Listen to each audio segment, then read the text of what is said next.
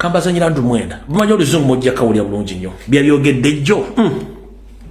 They took people to Kenya. One. I could go into the details of the lady called Gladys and a certain man called Owen or something, who the radicals in Kenya who were helping them acquire military skills to confront security services. Towards the election of 2021 and after that elections, they had people trained to set off cocktail bombs, to attack petrol stations, to attack different places in order to create instability. You see? So now, you see, you can shake your hand. The moment you don't listen to the other party and where he's coming from, then it becomes difficult for you to bridge the gap. If the two of you are able to talk, you may not change many things fundamentally, but it's always important to understand the perspective from which the other person is coming. So, please understand that Museveni is not necessarily looking at Kyagulanyi and there's a man called Zake, whom he works with, and all these other politicians. I don't want to go into all the names of the activities I've been doing. There's a lot of details about plans and even physical attacks in the Kalerwe, in Nansana. There are petrol stations that were attacked and bombed by them. And I'm disinclined to believe that the intelligence organizations are lying. So you remember that the MUP was being organized as a paramilitary organization. You could see the uniforms they were trying, the drills they were trying to do. So it would be wrong for us to assume that the people who run the state are evil people who are only committed to the destruction of the country. Andrew Mwenda, you can't be danced behind and stay in the normal sense of yourself nowhere. Andrew Mwenda, this is Lumbuye. You can't be danced behind and you think normal. You can't be danced behind and you think normally. It is impossible. Previously, we thought that you are well-informed gentleman, but unfortunately, the moment you announced that you are part of the people who interested in reverse mechanism, we lost interest in your understanding. So you can't be danced behind and you think you still have common sense. Good enough the world knows who the hell are you. You are related to Museveni, you are related to Mohozi. Each and everything you are doing now, you are supporting regime.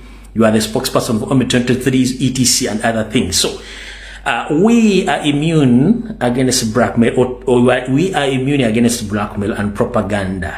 It's too late for you and your regime. Rather tell your brother-in-law Museveni to leave that country, because you have a lot to explain to the public of Uganda. You yourself, you have a lot to explain, because you've done a lot of atrocities against Ugandans. You and your brother Kahanga Mohanga Rubachoya, you have committed crimes against humanity. The only immunity you have because your brother-in-law Museveni is still in power. But the moment he leaves that office, you are going to be in for it. And nobody, I repeat it, nobody will save you. Nobody will save you. Putting on sun goggles, dressing like a person who knows everything. You come afraid to be knowing, but unfortunately you are moving around with the empty head. Spreading propaganda, blackmail against people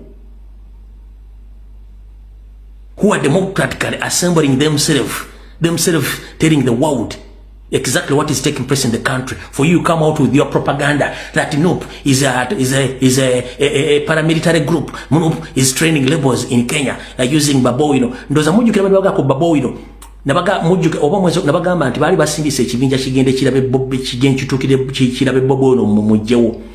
Muju kila banabagamba nti baboino yegendereze bamusindikidde abatujju. Waliwo yali ku video nga bagambye muju omwezo oguda bagamba ku baboino yegendereze. Mujjukira bana bagako babo wino omwezi oguwedde nti yegendereze.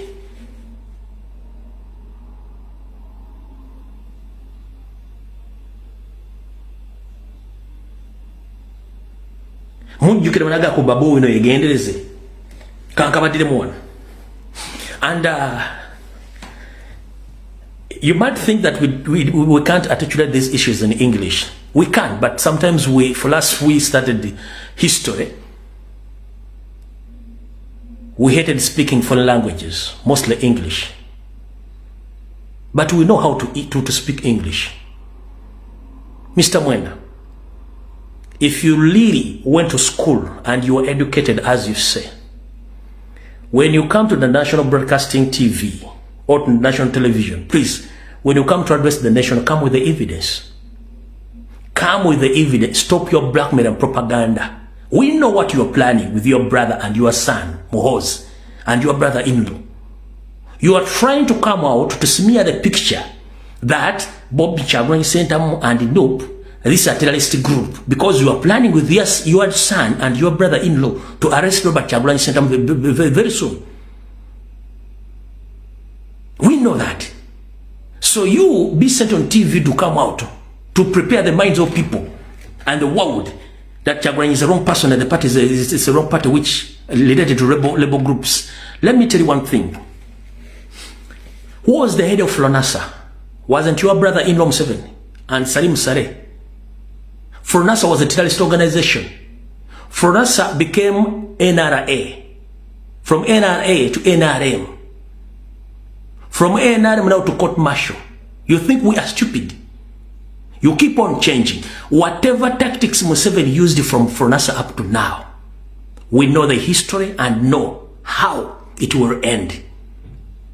So stop fooling Ugandans. We know each and everything, and we are good at keeping records. You think you are clever enough because you can speak English. We too, we can speak English. But for us, we hate such languages because we want to teach our fellow Africans to use their own mother tongue. Twagala abantu bategere ennimi zaabwe. Abantu boogere ensinga bazitegeera.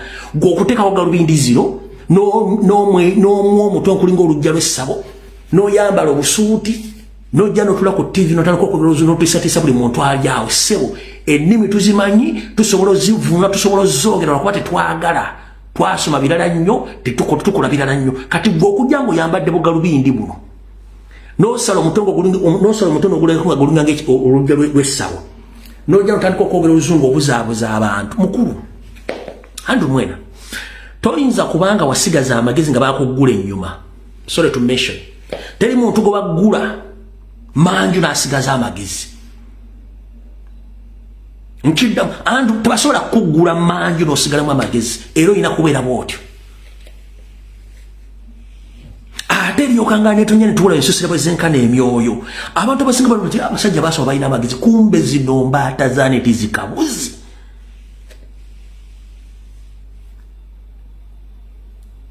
Nemusasula mbere kwa Aljazeera mukama frejinge nti musobola okwogera ensonga. Kumbe mulina kye mukweka wansi.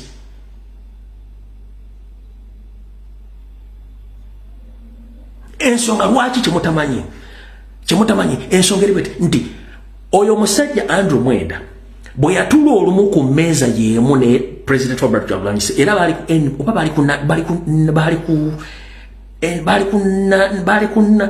ku NTV bali ku NBS nga tugenda mu campaign.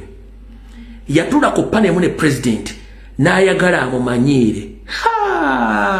Maama nyabo Kyagulanyi yasomesa Andrew Mwenda nagenda okulanga kutte ku mwakagize bwe kati. Kyovula teyaddamu kumumanyiira. Kati abantu abamu basirika balowooza nti abantu basiru. Kankuli abantu abasinga obungi mu Uganda ennaku ye batadde bali bategeera bamanyi buli kimu naye ennaku ekusuka. Si buli muntu asobola okumanejinga ennaku. No. Waliwo afuna ennaku naga kanywa obutwanfe. Waliwo afuna ekivu naga nti kanywa omwenge nveeko. Waliwo afuna ekizibu naga ensi kanjite ngiveeko. Ne buli muntu mu Uganda ategeera n'ennaku ye bakutta bateeka we bali. Ng'oyagala okumanya nti ennaku ekutta omuntu ava Uganda najja wano oba najja mu diaspora n'abanga gwe basikuusizza ekyangwe kino yagana amayinja g'olwazi nemuwe emwezi ogu ng'amaze otutuuka mu nsi mw'oli. Wallahi addamu n'ateerera sikini buli kimu nekitinaba nga ye muntu ategeera. Naye ng'omuntu yakava e Kampala oyinza okuwonya nti mubadde mu lutalo mubadde muki. ninga munayo ngensi ye mukubye ngekimukubye sisitimu yammwe ye mukubye abantu abasoma balina amagezi basobola okwogera ensonga zino ne mu bamazeeko emirembe. Andrew Mwenda twaba profile nga mwenna tubayina ate nze mutiisa siriimu lwaki ekisooka buli kyenkola nkimanyi nkivunaanyizibwako 3 ku lw'ensi yange kwenja okufiira ebisigadde saagala bimanya nkiddamu nvunaanyizibwa ku byenjogera ate ku lw'ensi yange kwenja sigenda kufiira ku kintu kirala.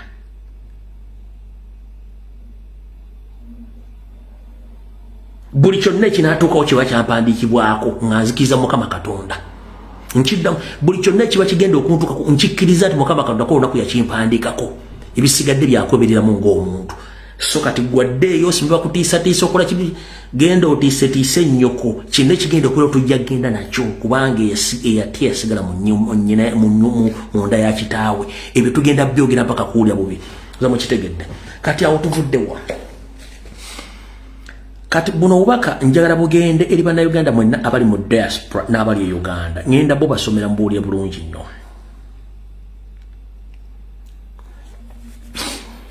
Bw'oba wafiirwa kitaawo wafiirwa nnyoko naye nga wafuna letters of administrations oba powers of administration nga kubadde mukolera ebintu byammwe nga temukyusanga biwandiiko biva mu manya ga kitaawo oba aga nnyoko ne bidda mu manya gammwe abantu abalamu abaliwo.